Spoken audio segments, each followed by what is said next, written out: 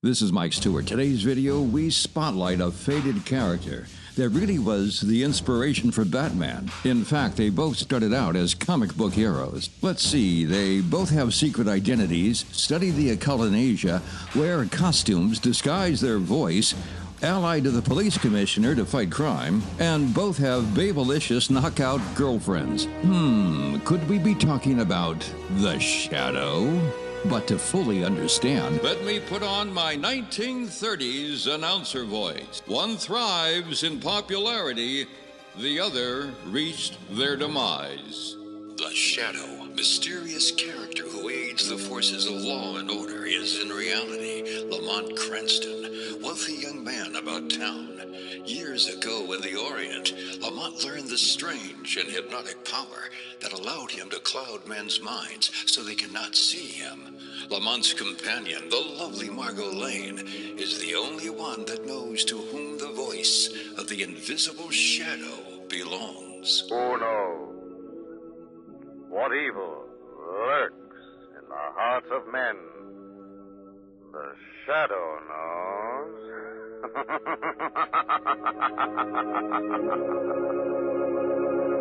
1931 America. Newsstands had every conceivable magazine type out there.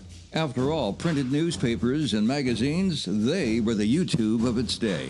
Among the most popular, Detective Magazine, with their over-sensationalized, gaudy, lurid covers. Hey, it worked for Quentin Tarantino quite well. Sex and crime always sells.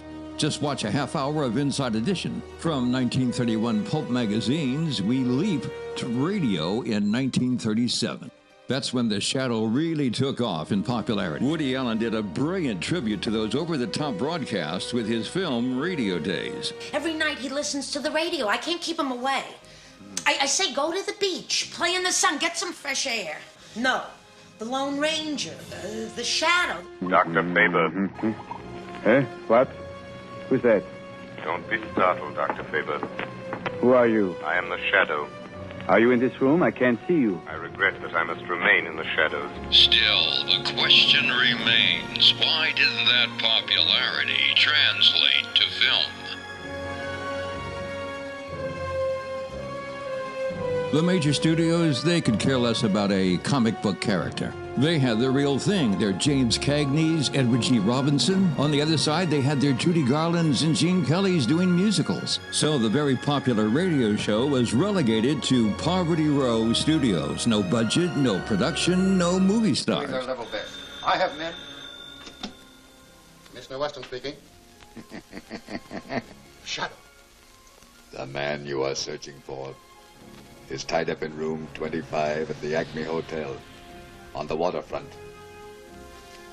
Eventually, Columbia Pictures, which was still a smaller studio, took on a 15-chapter serial, but still really no budget, no concerns. Then, amazingly, we leap to 1994, where Universal Pictures decided to do a highly stylized major film. The likes of Alec Baldwin, Penelope Ann Miller, Tim Curry, and other A-listers.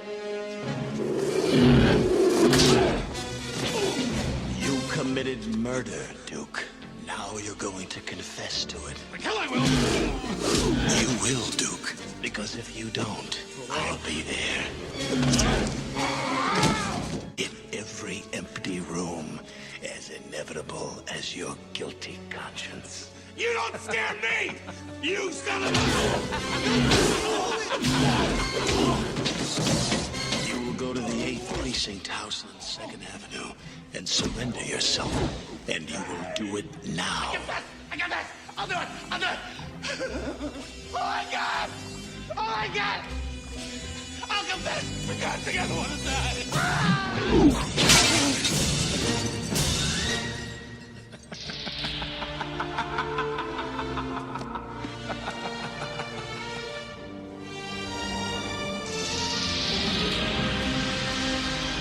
This was the film that was going to change everything. But it didn't. Audiences just didn't comprehend the entire idea. Too bad, really. It's a highly stylized, romanticized crime pulp fiction drama. They took the best of old radio drama and put that kind of acting into the film for key parts. I'm sick of the shadow business.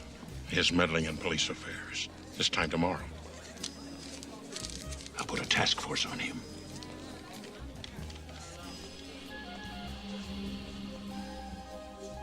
You're not going to appoint a task force.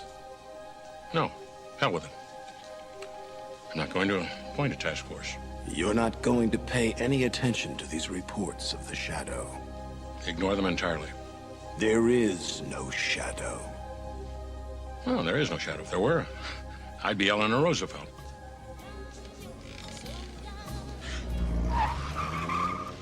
How did you know what was happening to me? How did you know who I am?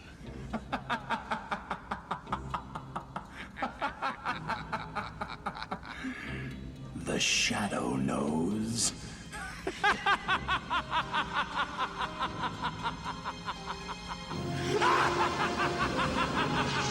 We interrupt this program to bring you a special news bulletin. But nostalgia is a tough sell to younger generations. Even The Rocketeer, a great little film, but it was a box office fail. Radio. It's all right once in a while. So, radio's most popular series never made it as a cinema star. Can't solve this puzzle. I guess we could say it's coming.